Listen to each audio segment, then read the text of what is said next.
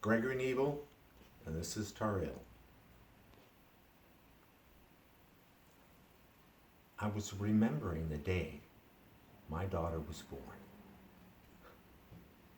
There was an immediate connection that couldn't be quantified.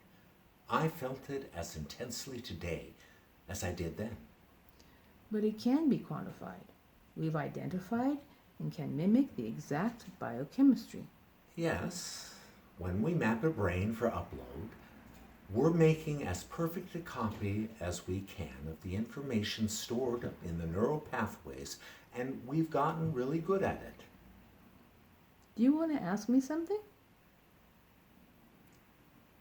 We transfer memories assuming that consistent and identical cognitive reasoning can be extrapolated. That's not a question. What I mean is, we can upload a memory of an event and even how the subject felt during that event, but should we assume that having the memory of that emotion is the same as having experienced that emotion? Therefore, how can we accurately predict that a replacement will react in the exact same way as its original would in all situations? Always the scientist. Our mapping is perfectly integrated with every moment that's observed and every bit of the information that's gathered in the ethosphere. But it's all just data. If the mind and body is intertwined to create one perfect organism that functions autonomously, then how can we ignore the fact that we're altering something vital when we remove one from the other? These are questions that were answered many years ago.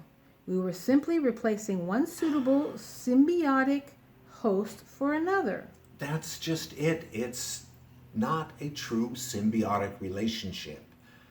The replacement tech doesn't require an upload to exist as a sentient being.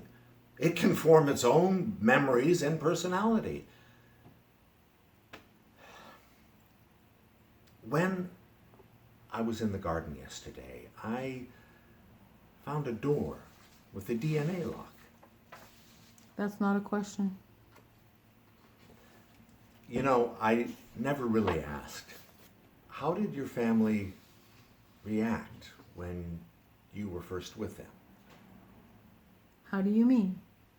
When you went home with them, were they different? There was an adjustment, but ultimately it brought us closer together. That's the nature of sacrifice. That's the theory.